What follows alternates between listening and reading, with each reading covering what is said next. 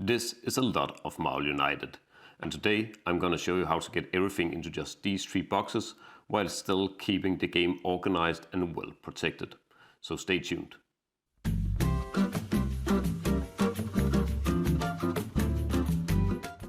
As I said in the introduction, this is a lot of Marvel United, and other than this box that contains the cardboard locations, all the other packs actually also contains miniatures, which we want to ensure that we store in a way where they're not being damaged. But how do we accomplish this? Well, first off, let's go over some of the problems on how, or rather why, these boxes take up so much space compared to what's inside. And next I will show you how to solve it using custom 3D printed inserts from Tinkering Paws. I will put a link down in the description. But let's first take a look at some of these boxes and find out what we can actually do better than the standard storage solution. So first let me show you the core box that comes with the Marvel United. And if we open this up, first we have the manuals, not much we can do about that.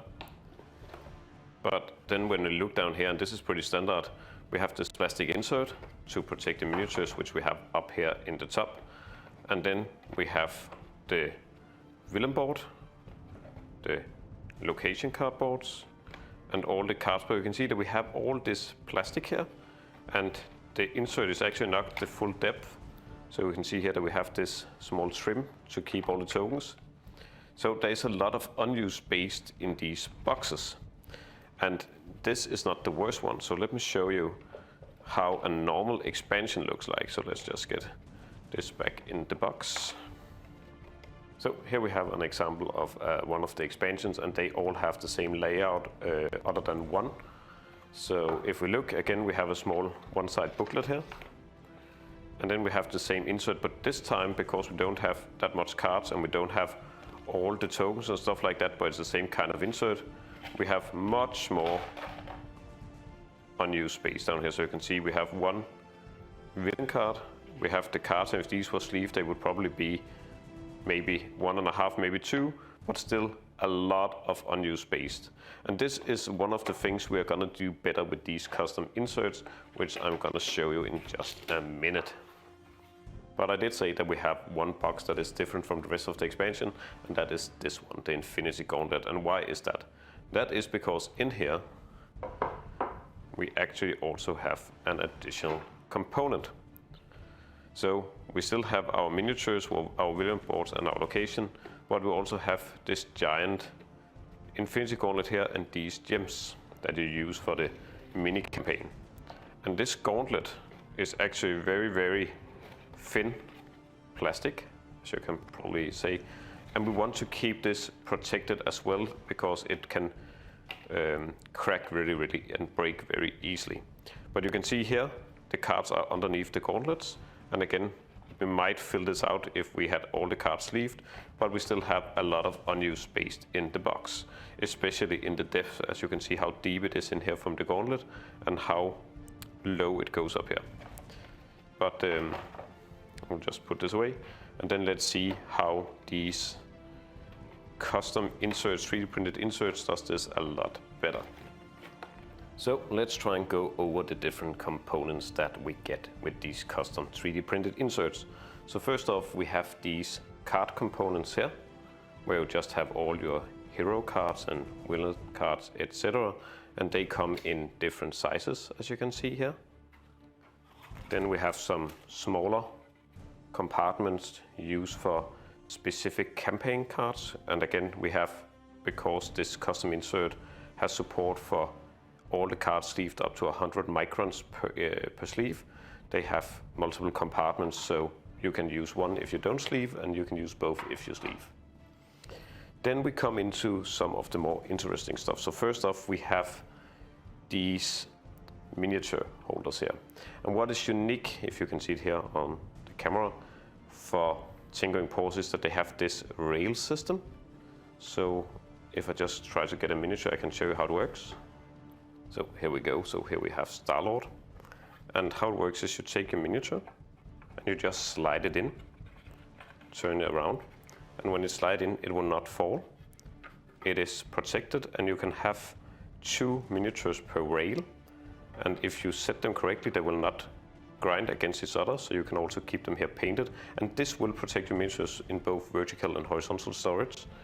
And the only thing that is gonna take some damage is the base. So if you paint the side of the base, this is gonna damage it over time by sliding the characters and other miniatures in and out.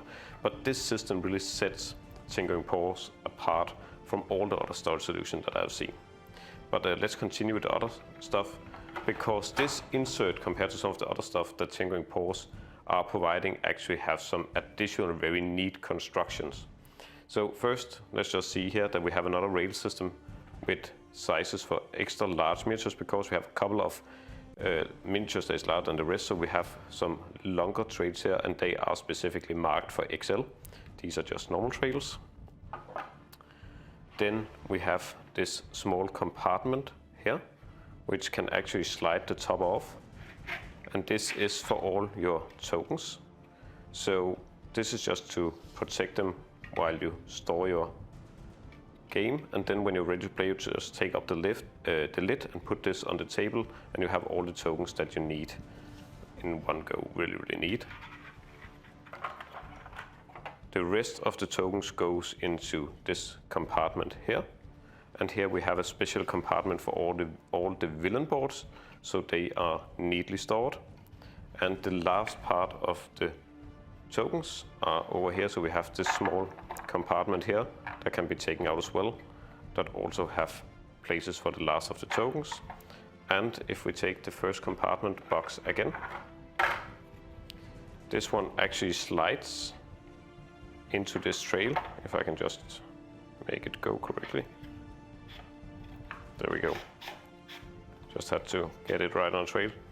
So this one slides in here, and then with the lid on,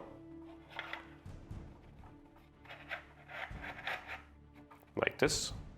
And as you can probably see, then we have the space around. This is the specific storage for the Infinity Gauntlet that I just showed off before, this fiddly light plastic. So it goes in here and is very well protected from everything while it's stored in the box. The last thing I want to show is actually that you can get these dividers as well, that shows the different specific cards. So all the cards for each expansion can actually be put aside such a divider, so you have easy way to find out where you have all your different cards in the different compartments. But now I will try to organize everything into the 3 boxes I showed off in the intro, and then I get right back. So I finally got all the content moved into the custom inserts and into these 3 boxes.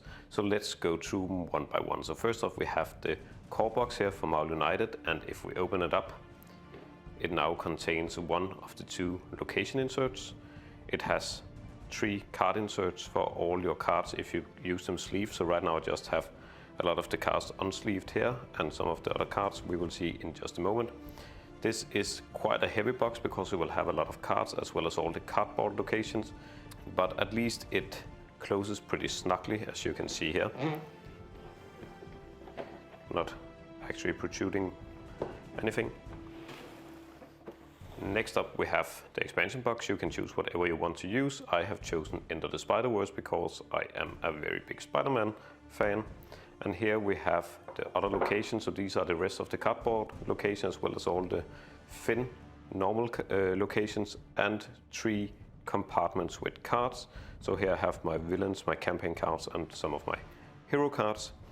As you can see here, this box is gonna be open about 1.5 centimeters more than it normally is, and that is because these expansion boxes are so thin. So last up we have the stretch goal box, and this is where all the good stuff is. This is actually what you need other than the location and cards. So let's see. This is also where we have saved the most space. So first we have all our different villain boards. So we have our normal villain board, our Sinister Six, and our Infinity Gauntlet. Then we have all our booklets and rule books for all the content.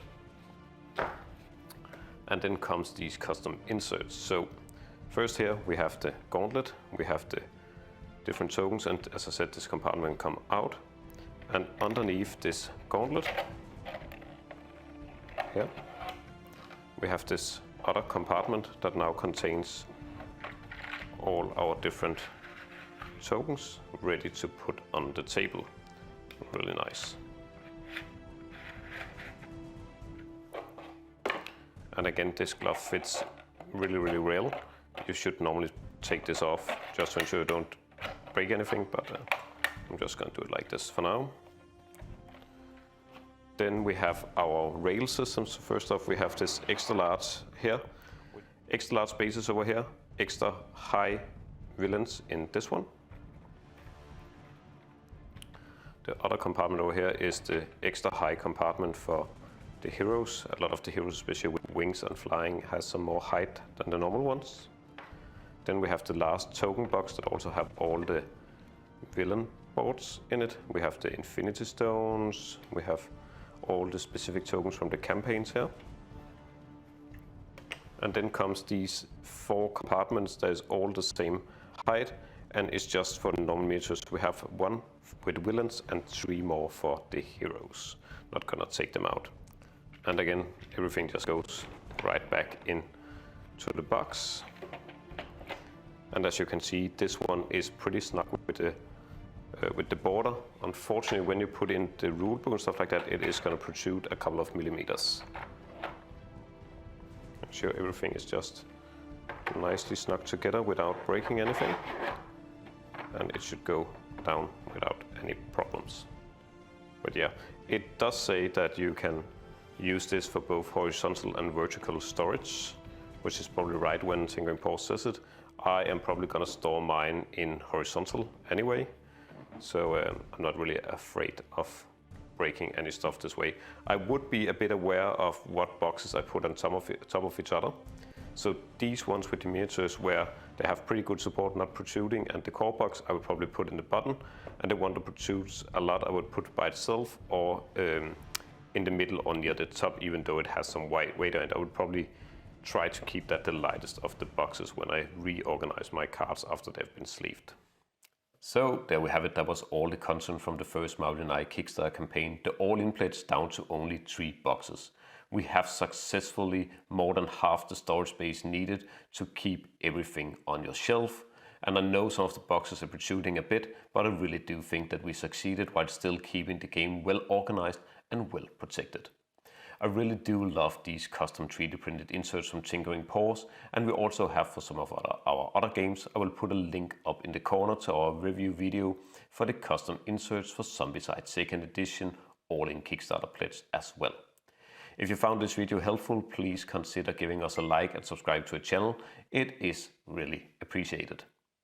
And as always, if you have any comments, please write them in the comment section below, or go join our Discord where you can ask questions or just join the conversation in general.